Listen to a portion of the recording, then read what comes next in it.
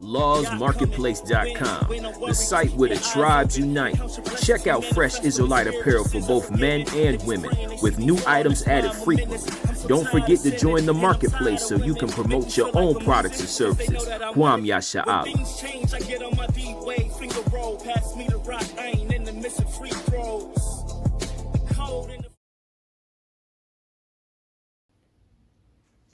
Shalom, family. The soul food topic on tonight is caution. The pursuit of equality is a sedative and may cause drowsiness. Okay, this is part 3 of the lesson, and we're going to continue to talk about what it is that our people are getting into here in this land, in the land of our captivity. Okay, realizing that we deal with injustice, that we deal with inequality, we deal with all these different things which are a part of the curses that have been poured out upon us because of our rebellion.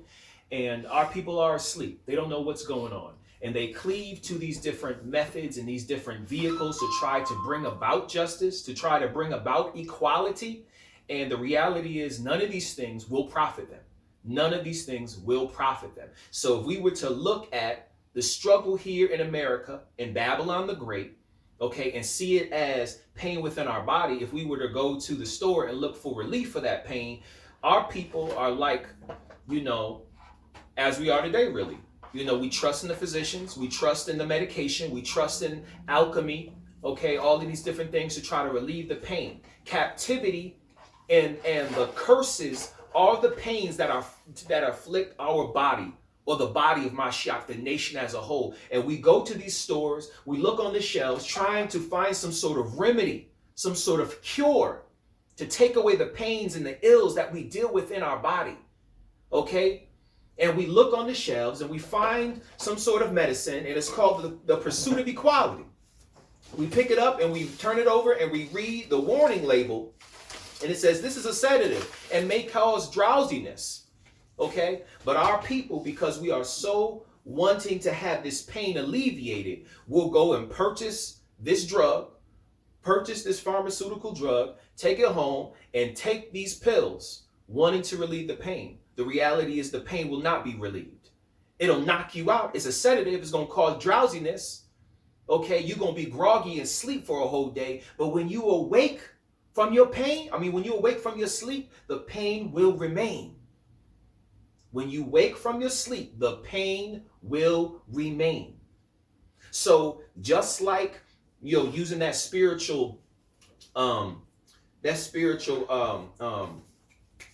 even think of the word I want to say. That idea, if we look at it from another standpoint, our people are in captivity and are dealing with all of the ills of the curses, because of our transgression and our disobedience. And when we lean upon voting, when we lean upon protesting, when we lean upon going to school to get our education, whether it be secular or spiritual, going to theology school, okay, our people look at all of these different methods as some sort of means to equate to equality. But as I explained in the previous lessons, that there is no way that equality between the oppressor and the oppressed can exist, okay? Either the oppressor is going to rule and be on top and the other party is going to be subservient to them, or it's going to be flip-flopped. So if the oppressor ain't oppressing, then he has to be the oppressed. If the oppressed isn't being oppressed, then they have to be the oppressor or be the ones on top. Okay, so these are things we have to understand. Let's first go to Isaiah chapter 30, verses 7 through 12. Okay, I'll have you grab that. The book of Isaiah, chapter 30, verses 7 through 12. For the Egyptians... Hold on real quick. Let me just jump there. Mm-hmm. All right, go on. For the Egyptians shall help in vain, and to no purpose. Therefore have I cried concerning this. Their strength is to sit still. Okay, Salakia. So you're seeing here that the prophet Isaiah is talking about how his people are looking to flee from the Babylonians and seek refuge in the kingdom of Egypt. Okay, but the prophet is letting the people know, look, I know you're trying to escape the judgment and go and find help over here, by leaning upon the Egyptian government, but they're not going to be able to help you at all.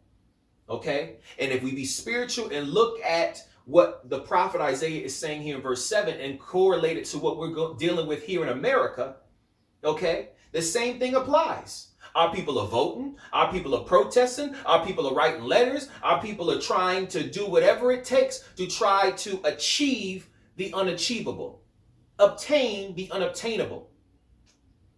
The strength, let's read it again, for the Egyptians shall help in vain and to no purpose. Therefore have I cried concerning this. Their strength is to sit still. Meaning their best tactic is to do nothing. That's their best course of action, to do nothing. So if we relate it to America, Joe Biden's strength is to do nothing. Donald Trump's strength is to do nothing. The American government's help is in vain. It will not help you. It will not aid you. If you keep looking to the government to assist in your oppression, they're not going to help you. You're going to continue to be oppressed. The stimulus ain't going to help you.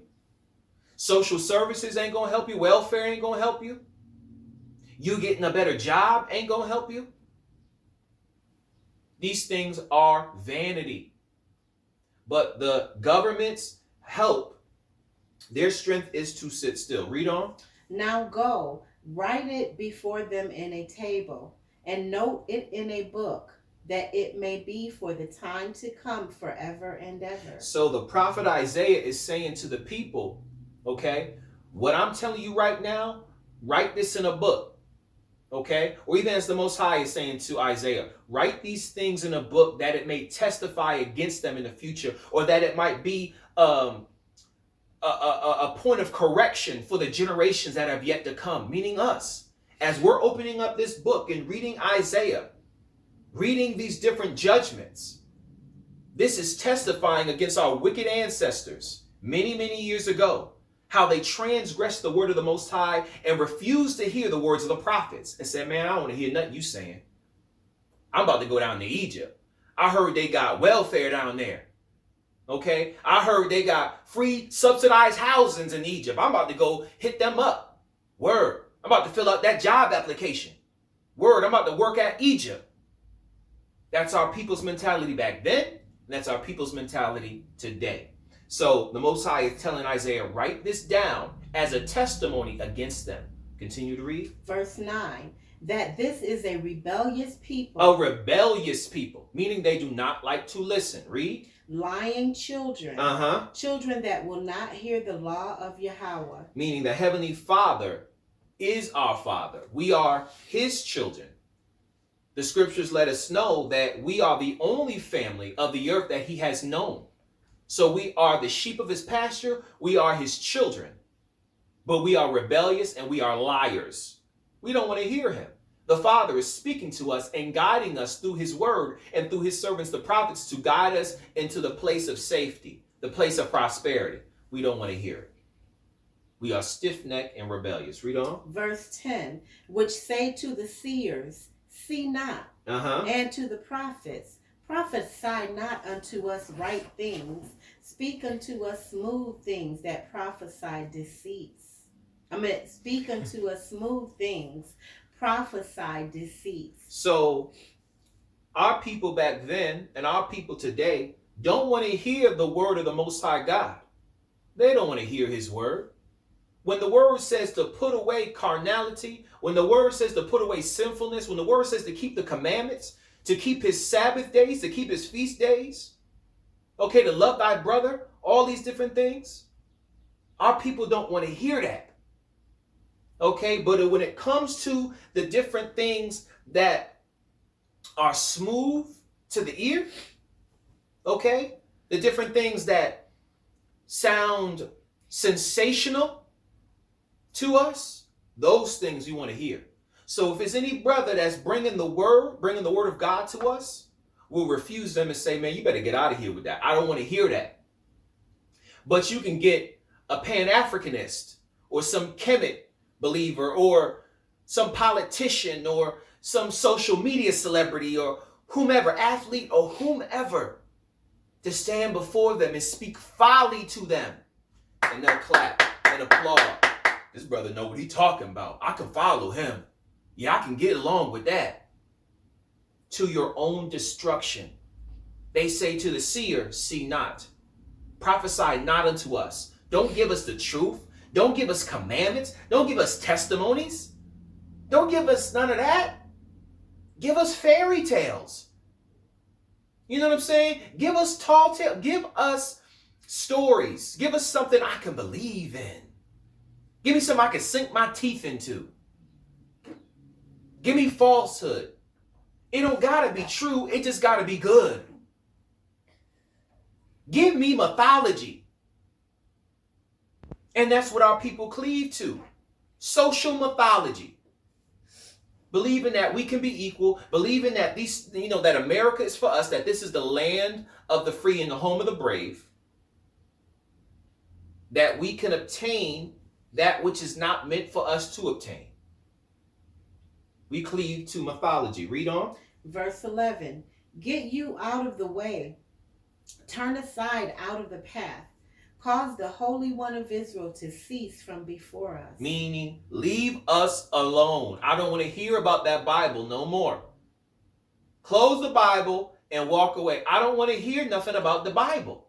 I'm going to plug my ears and la, la, la. I don't want to hear nothing about the Bible.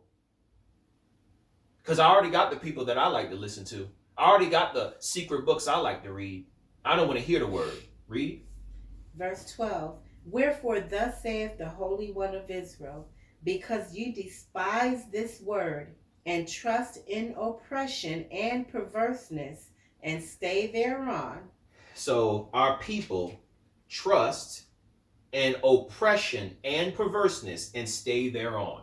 So as our ancestors fled into Egypt to seek refuge from the face of their oppressor, and the prophet is telling them, look, Egypt is not going to be able to help you. Their help will be vanity to you. Their strength is to sit still.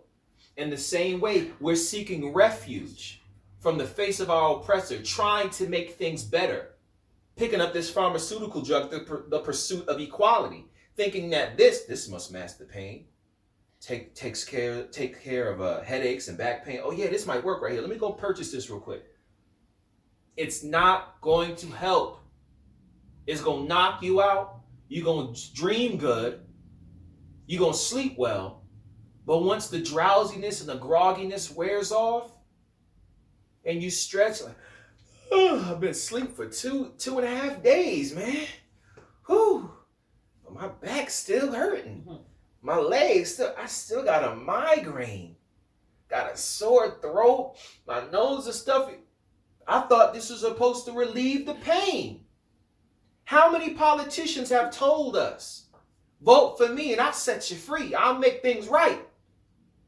But president after president, governor after governor, elected politician after elected politician have gotten to office and nothing for the black man has changed at all. At all. At least back in the times of the civil rights movement, we had autonomy in the sense that we worked together as a collective to try to accomplish something. But now today, we don't work together to do nothing. We killing each other over stimulus checks. You know what I'm saying? We're killing each other because somebody didn't give them a part of their stimulus check. Not just one time. This happened several times. Okay? So we trust in oppression and perverseness and stay thereon. We continue to get out and try to what do they call it? What's the phrase? Bust the ballot, or however, when you try to flood the ballots and whatnot. I forget what they call it, but still trusting in that. Voting ain't gonna get you nowhere. Why? You in the land of your captivity. Why do you think voting gonna make your situation better? Is voting gonna stop police brutality? Is voting going to change, poverty in your neighborhood? Is voting going to eliminate systemic racism and prejudice that has been the bedrock of this nation? Are you insane? but you trust in oppression and perverseness, and you stay thereon. You can articulate these things most eloquently to our people. It'll go in one ear and out the other. Literally said to a brother, look, man, we shouldn't be voting according to the scriptures. We shouldn't be doing, but we got to vote. Did you not just hear what I just said? So it went in one ear and out the other. I'm literally telling you, the Bible says not to vote. This is not for us. This is not our land. We're not just setting our brethren over us as a ruler. We're setting a heathen over us. We have no business going to the, what is it called, man? You where do you go to vote? What is it called? What you trying to say? That's the one. The whatever it's called, the voting off, whatever it's called, going to the ballots to vote. We still trust in that, thinking that's going to save us or change the situation. All right, from there, let's go to staying in the same book, Isaiah. Let's go to chapter 56, read verses 10 and 12. Isaiah chapter 56, verses 10 and 12. All right, go ahead. His watchmen are blind. They are all ignorant. They are all dumb dogs. They cannot bark. Sleeping, lying down, loving to slumber. Wow. Salaki, hold it right there. So the Most High is equating his servants as dumb dogs, man. They're supposed to be watchmen. Their responsibility is to wake up the people. But they on this drug. They drowsy. It kind of it reminds me, if anyone is a Seinfeld fan, you remember the episode with George going into the department store with Susan and seeing that there was the black security guard that was standing there, and it troubled George so much that he thought, well, since I'll be taking over this place, let me give you a chair for you to sit down in. And the security guard at first was a little taken back, like, is this okay? He said, yeah, I'm the nephew of the owner. It's all good. You can sit down.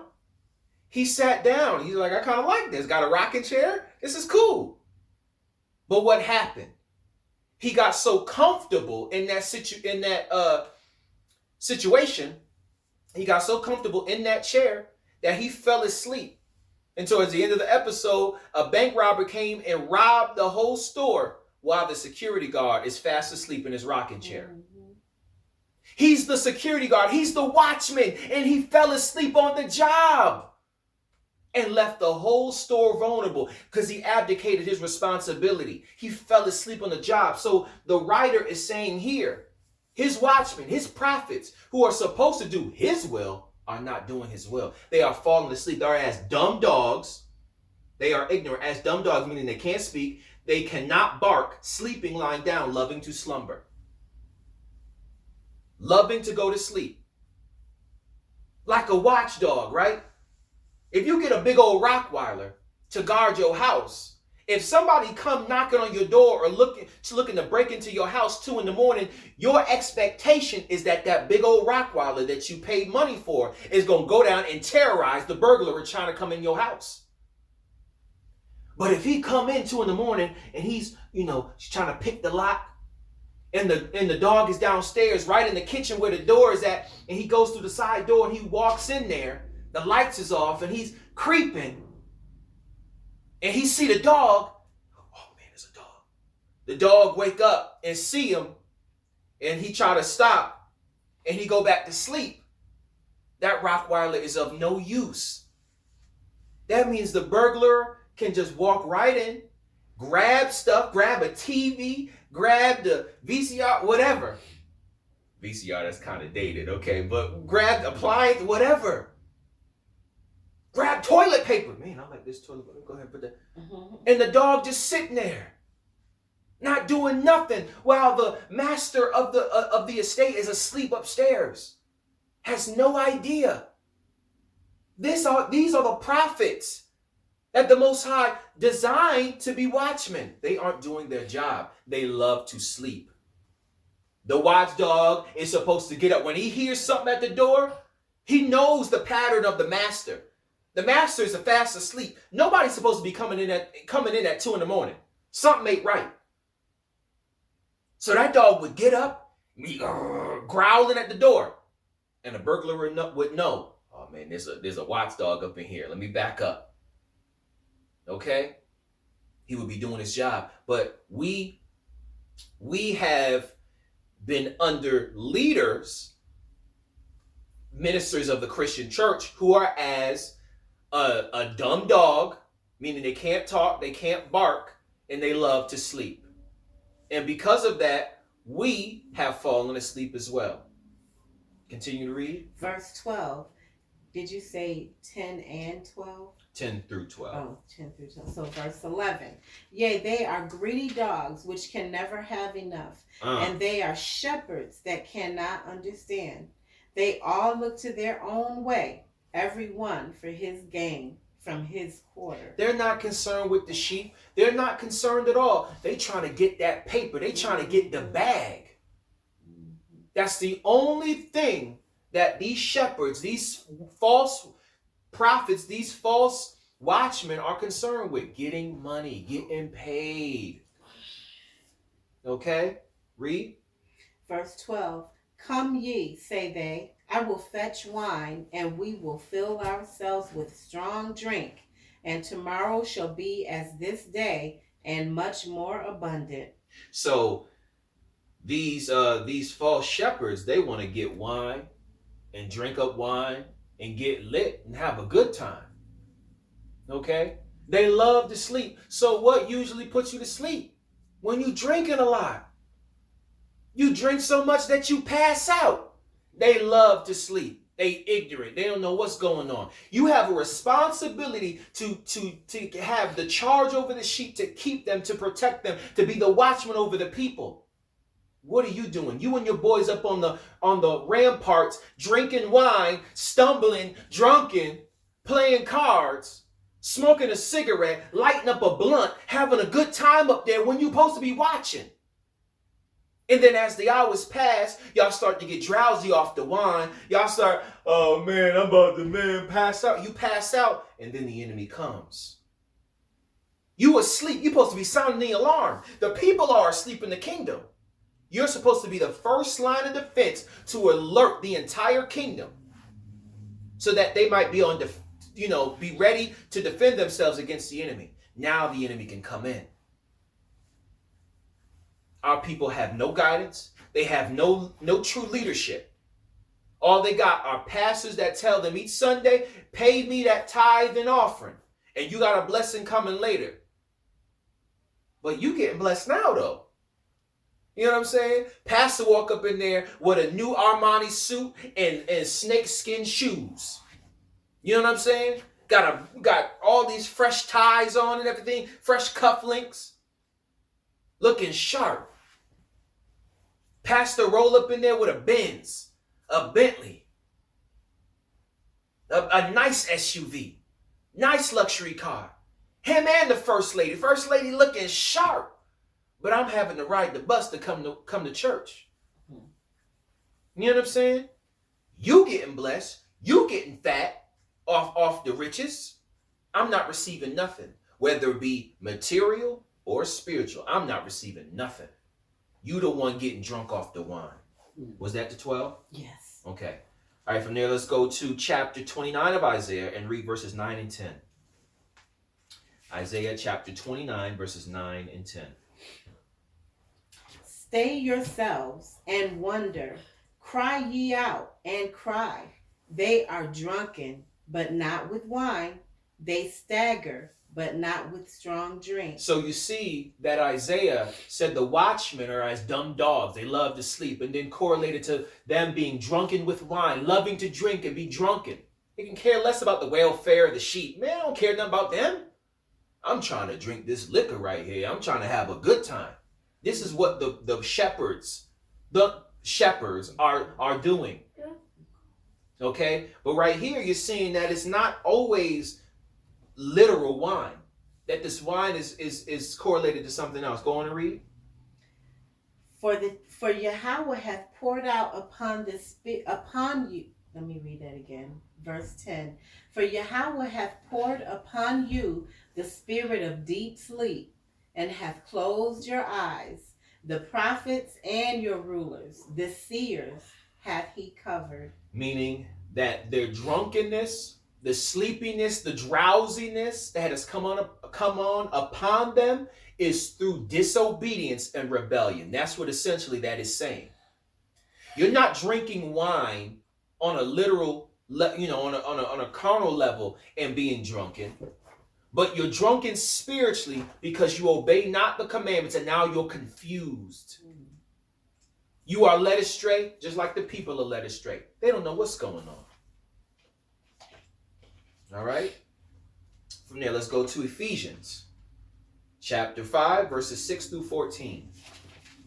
The book of Ephesians, chapter 5, verses 6 through 14. That was Isaiah 10. I meant 29. Yeah, 29, 9, and 10.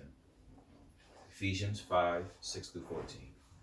Let no man deceive you with vain words, for because of these things cometh the wrath of God upon the children of disobedience. 7. Be not ye therefore partakers with them, for ye were sometimes darkness, but now are ye light in Yahweh. Walk as children of light. For the fruit of the Spirit is in all goodness and righteousness and truth, proving what is acceptable unto Yahweh, and have no fellowship with the unfruitful works of darkness, but rather reprove them. Okay, so when we see our people going astray, we're not supposed to join in with them. Oh man, that look like fun. Are y'all getting drunk? Y'all getting lit? Yo man, pass me a glass. Pass me the bottle, bro. Oh, you smoking? Oh yeah, man, pass me that. That's not the mentality we ought to have. Let's read verse 11. And have no fellowship with the unfruitful works of darkness, but rather reprove them, correct them. Brother, you going off. Brother, you need to be keeping the commandments.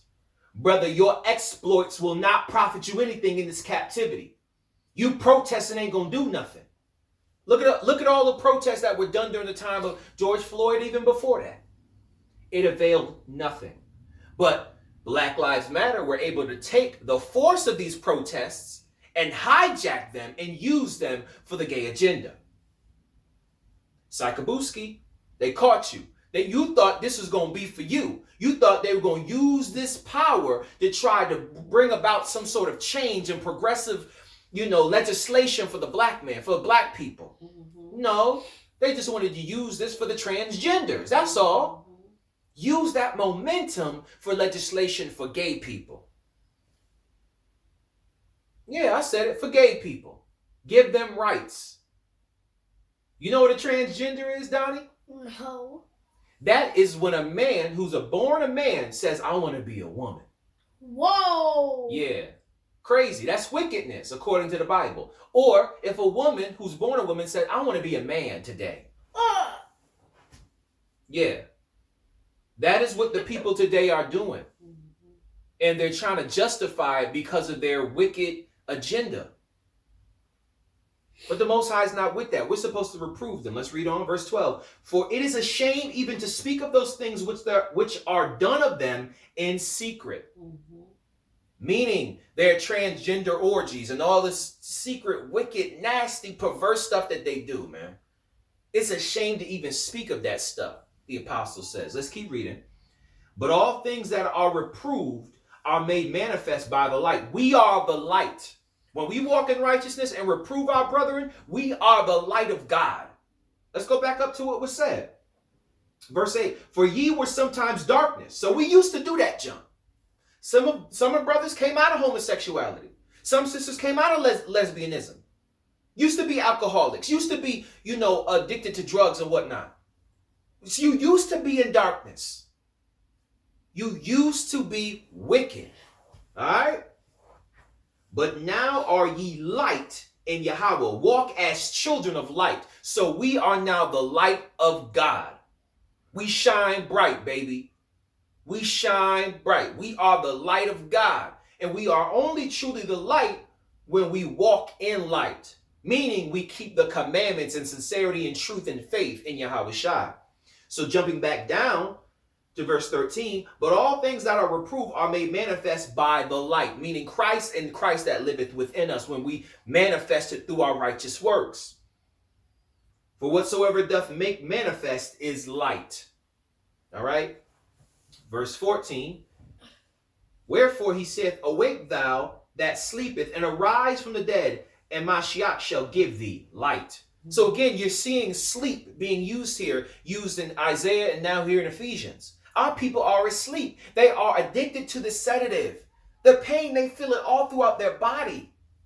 Pain in their hands and in their joints and limbs and legs, arms and neck and everything. They in pain. Their body is throbbing and with pain and inflammation and all sorts of just ills. And they waddling up into the pharmacy. You okay, ma'am? I'm in so much pain. Well, why do you try this? The pursuit of equality.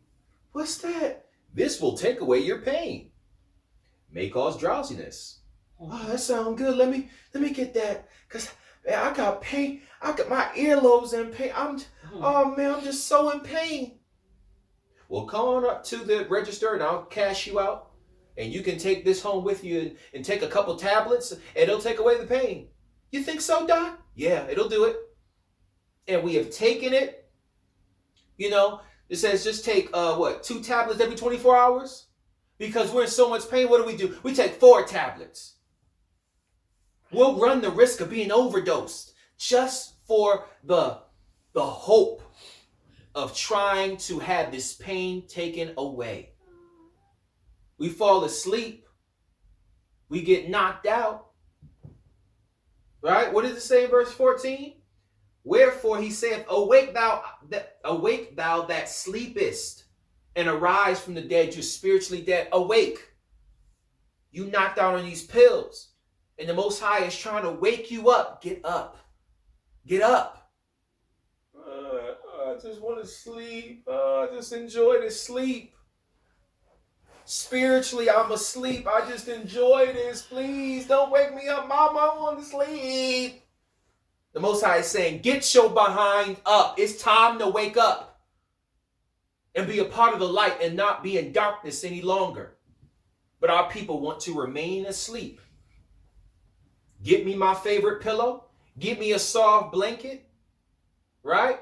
Mm-hmm. Turn on the music. There, people got a lot of different, sleep routines in order for them to fall asleep. But when they get into the groove and get that REM sleep, they don't want to wake up. And spiritually, our people they have entered into REM sleep. REM sleep. I forget what it stands for. I can't remember. REM, R-E-M. I can't remember. So, REM sleep. I forget what it stands for, but that's when the human body, when we fall asleep, we enter into the deepest state of sleep. That's when you start to have dreams and whatnot. So when you be asleep and your mouth is hanging out and you start drooling and you start snoring, you have entered into REM sleep. There's a lighter sleep that you have. Yes. That's used to when I was like drooling when I was asleep. Oh, you still be drooling. Stop playing. You still be drooling. But see, the thing is, when you're not in REM sleep and you're in that lighter part of sleep, I forget what that's called, you can wake up. Somebody could walk, like, let's say, if you're not incredibly sleepy, maybe within the first 5 to 10 minutes when you lie down and close your eyes, you haven't entered into REM yet. And somebody can come and lightly tap you. Well, you'll wake up. But give it 30 minutes, give it an hour, right? And you really have entered into that sleep. You're in REM sleep. And the Most High is trying to awake you. Trying to get you to wake up. But you are in your dream world. You are in America, the land of promise, the land of opportunity. Yes. REM is rapid eye movement. Rapid eye movement. So if you're in that asleep and someone was to lift up your eyelid, your eyeball would be moving rapidly. Because you're dreaming. Your mind is all over the place now. You literally have entered into a spiritual state, a different state. Your body is alive, but your spirit man has entered into another state. Okay? But the Most High is trying to wake us up. think that was 14, right? Yes. All right, let's go back to Isaiah. Can you grab me Isaiah chapter 51, verses 21 through 23. Therefore hear now this, thou afflicted and drunken, but not with wine. Thus saith Yahweh, the King, and thy God that pleadeth. I'm sorry, what are you reading? Isaiah 51, 21 through 23. That's what you said. Okay, go ahead. I'm sorry. Isaiah 51, 21 through 23? Yes. Okay. Something about it just didn't seem right. Go ahead. Okay. I guess it's just because it's the same thing as worded in the other chapter, but go on. 21. Therefore hear now this, thou afflicted and drunken, but not with wine. Thus saith Yahweh, the King, and thy God that pleadeth the cause of his people. Behold, I have taken out of thine hand the cup of trembling, even the dregs of the cup of my fury. Thou shalt no more drink it again, but I will put it into the hand of them that afflict thee, which have said to thy soul, bow down, that we may go over. And thou hast laid thy body as the ground, and as the street to them that went over. So we read in Isaiah chapter 29, verse 9, he said the same thing as here in 51 and 21. Thou art drunken, but not with wine. Meaning that you have been led astray. You're in dreamland. You are in REM sleep, rapid eye movement sleep. You drooling. You snort. You gargling. You tripping right now. Your leg. Some people kick legs and flap their arm when they sleep because they be in the zone. But you asleep spiritually. You are drunken with wine. A man that is drunken is correlated to one who's in REM sleep. Okay? You don't have full control of what you're doing. Some people, when they sleep talk. Some people talk in their sleep. And then when they awake and their partner tells them, you know you were sleeping, you were talking in your sleep last night? Really? Yeah, you was talking about, I got to go to the store and buy something. You said all of that? Really? Yeah, you were saying that. Some people get up out of their sleep and walk around, still being asleep. Some people fall out their bed. Or, how did I get away with it? You literally did that while you were sleeping. Just like a man, when he is drunken, he has very little knowledge of what transpired in his drunken state. He could beat somebody up and won't even know. He'll wake up and knuckles be bloody and, he be messed up and got into a fight and didn't know nothing about it. Be in a whole nother place. Bro, last I knew I was at the party. How I end up here at the playground? You was drunk. Bruh, you was late. You was jumping on cars and you was acting a fool. For real? Hey, that's why my head hurt. Yeah, bro, because you bust your head up against the swing. Hey, we got it all recorded though, so we ain't worried about it. You know what I'm saying? So this is the same thing. You are drunken, but not with wine. But he's saying, you know what? I understand. The Most High is saying here in verses 22 and 23, I understand that you trusted in oppression and perverseness. And I'm going to judge the wicked of my people for your iniquity. But I'm not going to leave your oppressor.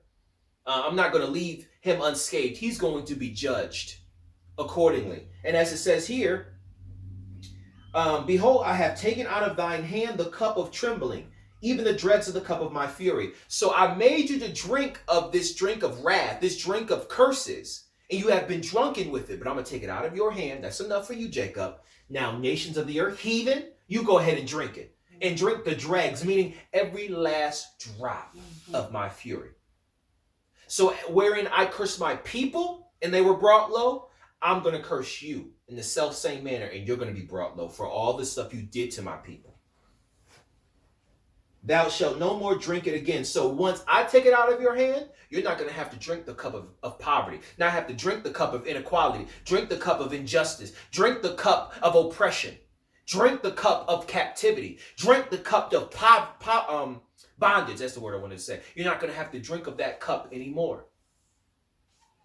23, but I will put it into the hand of them that afflict thee, which have said to thy soul, bow down, that we may go over. So the heathen, here in America, we know who the ruling power is. Esau, Edom. He has said to Jacob, bow down, nigga, get down so I can walk over you. Like you a lily pad, so I can walk all over you. You are a doormat to me, Jacob. We have been Esau's doormat, where he puts his feet on us and he kicks his shoe off and he wipes the mud off his feet with our backs. That we may go over, and has said thy body and laid thy body as the ground, as the street to them that went over. Literally. Okay, but let me grab something real quick and see what the Most High gonna do. Because he just said, look, I'm gonna take the cup out of Jacob's hand and I'm gonna put it in Esau, put it in all the heathens' hand. Now you drink up. I'm not really thirsty. Drink up. You don't got no choice in the matter. Kind of like from Hoodlum, when he told them, you made this Sunday for me? Mm-hmm. Eat this Sunday. I'm not really eat the Sunday. Mm-hmm. And he had to eat that rat poisoning. Let me grab a passage real quick. The book of Psalms. Where we at?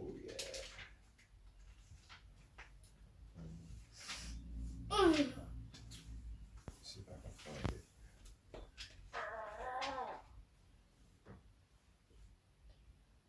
Here we go. Psalms chapter 60. Verse 8. So he said, I'm going to take the cup out of Jacob's hand and I'm going to put it in the heathens. And they're going to drink of it. Now they said to you, they afflicted you and said, look, bend down, nigga, get down there, make yourself like a doormat so I can walk all over you and enjoy myself while doing it. Okay, master, whatever you say. And they laid down and they stomped on our back and they did, doing hopscotch and doing the crip walk and everything else on our backs. And we had no choice but to accept it. But this is what the Most High said he gonna do to them. Psalms chapter 60, verse 8. Moab is my wash pot. Over Edom will I cast out my shoe. So what is the Most High saying? In that day to come, I'm going to destroy Edom and he going to be my doormat. I'm going to walk all over Edom. Moab is my wash pot. Meaning when I wipe up and I get the dirt and I get all the funk, I put you the dirty water. Okay? You the nasty, filthy, dirty water that I dispose of when I'm finished bathing myself. That's what you are, Moab. But Edom, I'm gonna walk all over you. I cast my shoe upon you. Philistia, triumph, but thou because of me. Meaning, the only reason why you were able to afflict my people in the time of 1 Samuel and throughout the Kings and Chronicles is because I gave place to it. Because my people rebelled. If it wasn't for that, you wouldn't win. You wouldn't win at all. Okay?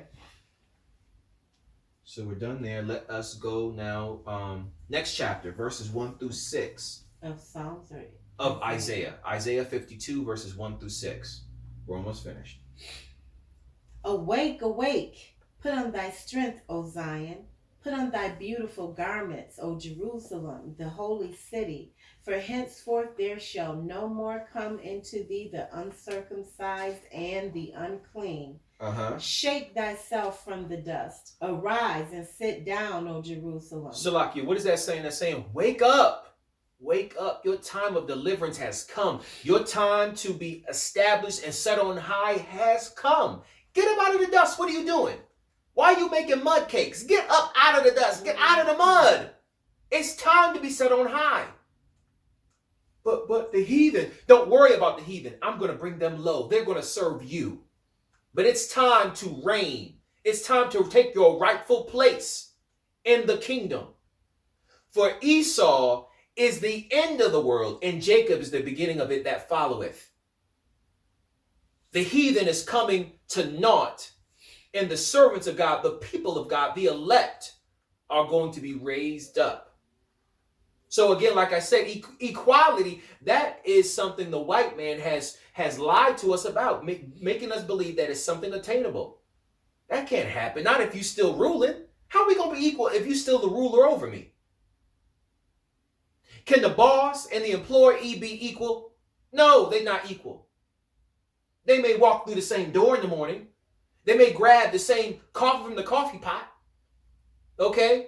They may park their car in the same parking lot, but they're not equal. They may swipe at the same swipe machine, but they are not equal. And let the employee do something the boss don't like, and he'll let you know how unequal we're not. Or we are. Let you know we are not on the same plane. I rule over you. I'm your boss. I tell you what to do. I make the rules around here. And if you don't like it, kick rocks. Okay? And I'll find someone else to fill your shoes. So in the same way, Esau reigns over us. We can't be equal with him.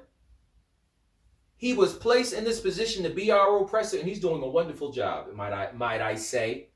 He's doing a masterful job reigning and oppressing the children of Israel. But now he's going to drink all the dregs in the cup of the wrath of the Most High God. He's going to drink it all up, and he's going to be a doormat. All right? We'll read it again from the top. Awake, awake, put on thy strength, O Zion. Wake up out of your sleep, Zion. Wake up. Put on thy beautiful garments, O Jerusalem, the holy city. For henceforth there shall no more come into thee the uncircumcised and the unclean. All the heathen. Shake thyself from the dust. Arise and sit down, O Jerusalem. Loose thyself from the bands of thy neck. Take the fetters and the bands and the yokes from off your necks, the chains, take them off. You're no longer a slave. It's not the white man that anoints you to this position. It is I who has freed you, redeemed you, and now I shall anoint you to your rightful place. Take those slave garments off. It's time to take it off. It's time to take it off. One of my favorite movies growing up was Aladdin. And I always liked the time when Aladdin, Disney's version of Aladdin, of course, when he rubbed the lamp and Genie came out and so I can give you these wishes, and made him look like a great ruler, a great prince. Okay, Aladdin he was a common thief. He was riffraff. But when he was out in the desert and he rubbed that lamp, and Genie was able to give him prestige and at least give him the illusion. But the Most High ain't going to be no illusion. It's going to be absolute fact. We're going to be the ruling class. But when Aladdin, with the power of the Genie, was able to come back to the city, they was like, who is this? The Prince of Aqaba or whatever? He played himself up to be like this great person. All the ladies loved him. All the guys respected him.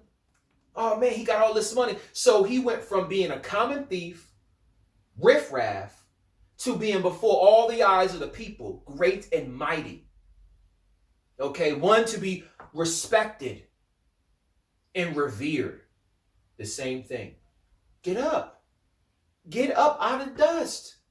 Take them chains off. Take off them rags. See, because we got these rags on today thinking it's high fashion. You feel what I'm saying? We got on these designer labels. To the Most High, those are slave rags. Those are slave rags. It could be a Supreme brand. It can be a Dolce & Gabbana. It could be Gucci. Doesn't matter what it is. These are captivity rags. These are slave dungarees. Dungarees, or however you pronounce it. These are slave clothes. I remember someone telling me that Brooks Brothers, right, which is a very high-end suit company, that their start came with making slave clothes. And the investments that were made, or the endowments through doing that, helped them to move on to doing high-end formal wear. But it doesn't matter what we got. These Nikes that you're wearing, these Yeezys, these expensive clothes that you think are worth wearing, they are slave rags. But when we are set in our place, the Most High shall set a precious diadem upon the heads of the righteous, and we shall put on glorious garments, an incorruptible crown. We shall be changed. We shall be more glorious than Solomon in all of his glory and majesty. Brothers ain't gonna be wearing t-shirts and sagging jeans with ripped holes. Those are slave garments. But the white man got us convinced, yo, this is high fashion, man. Look at that, baby. I'm popping. I'm looking fly. I got the drip. Got that fake gold on. That gold is nothing. That's not like the wedge of Ophir. That was so valuable. It's not the pearls and the rubies and precious stones that the great mighty King Solomon and the like had. Take them slave rags off, dog. It's time to be set in royal apparel. You feel what I'm saying? I mean, like Prince Akeem in Coming to America, but better. You feel what I'm saying? When he came to New York and they putting out the rose petals and got all the, he had the real drip. But when we are set in our place, it'll be even greater than that. Read on. Loose thyself from the bands of thy neck, O captive daughter of Zion.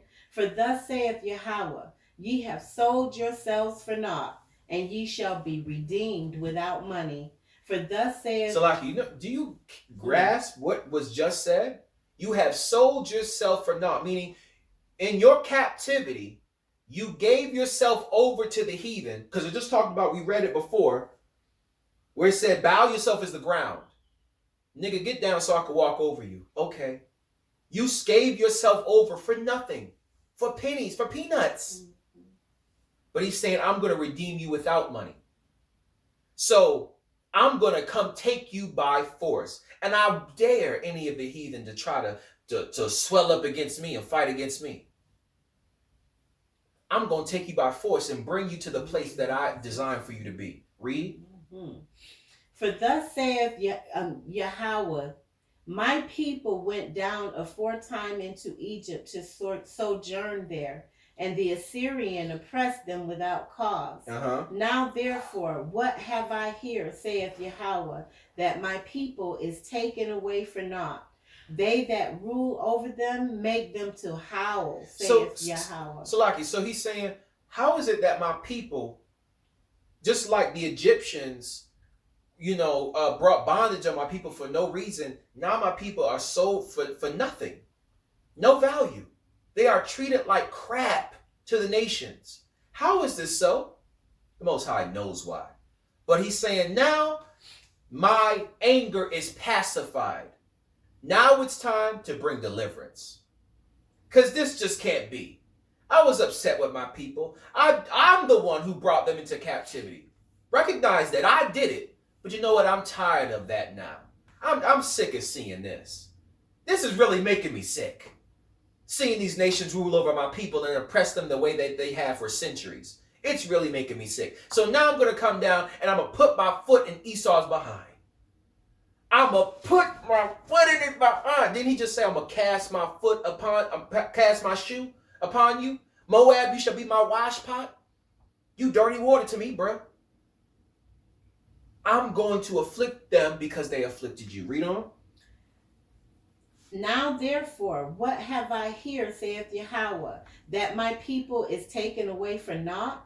They that rule over them make them to howl, saith Yahweh, and my name continually every day is blasphemed. Why? Because my people, although they know me not, just like in the time of Egypt, it's almost the same way. Moses, the servant, came unto the people and said, look, the Most High about to bring deliverance. They said, man, I don't want to hear that. Because of cruel bondage, they didn't hear and receive Moses. Okay? So in the same way, my people are howling because of the affliction. And they know me not, but they are praying. They are crying out. They're looking for justice. These protests, there's a cause behind it. People aren't just protesting to be protesting. They're looking for a change. They're crying out. The Most High is hearing it. Now, the Most High ain't moving because you're not walking in righteousness. At the appointed time, he will, but he still hears you. The angels are taking note of the cries you cry and the tears you cry. The angels are recording every one. When our unarmed black men and women are being shot down by police officers, the tears of the family and people that are closely associated with it, when they cry at night, yeah, they wicked. But the Most High still hears their cry. And here, he's saying, my name continually every day is blasphemed. Because they cry out, but nothing is done. And so what does that cause our people to come to a place? God must not be real. God must not be true. And then you got the heathen that tries to influence them to think the same way. My name is blasphemed. They think I'm not about it, but I'm about to show you. I'm about to show you I'm the Most High. You've reigned for too long. Now I'm going to bring deliverance to my people. Read verse 6. Therefore my people shall know my name. He's flexing. The Most High is flexing. I'm about to show you who I am. They going to know my name. Read. Therefore they shall know in that day that I am he that doth speak. Behold, it is I. So it is the Most High who gonna reign in all power, and he gonna bring these things to pass, okay? Last scripture, we're gonna go to Wisdom of Solomon, chapter 18, verse 8. I'm gonna read that. Okay. The Wisdom of Solomon, chapter 18, verse 8. For wherewith thou didst punish our adversaries, by the same thou didst glorify us, whom thou hast called. So it's summing up the judgment that shall come upon these nations. So just as you punish us really bad, you're going to punish them really, really bad. Okay? So in conclusion, we have to recognize that this pharmaceutical drug called the pursuit of equality is not something we ought to be taking. This pain that we're feeling, all right, the pain of affliction, the pain of captivity, it was something that was designed to bring correction to us. Baruch 4 and 25, I believe it is. Suffer patiently the wrath of God. You're going to see your affliction upon your enemies, but you got to take this L, bruh. You got to deal with this. It was you and your rebellion that led to this. You were once in darkness, Ephesians says. You were once in darkness, but now you must be the children of the light. Awake, get out of the dust. Wake up out of your sleep. Close your mouth. Stop snoring and get up. And put on righteousness, that I may crown you with glory. But I can't do nothing with you when you rolling around in the dirt, snoring and drinking wine and wallowing in your own vomit. I can't do nothing for you. But it's time to wake up out of the dust. Arise into righteousness, that I may set you on high and bring the wrath of my indignation upon your enemies. Shalom, family.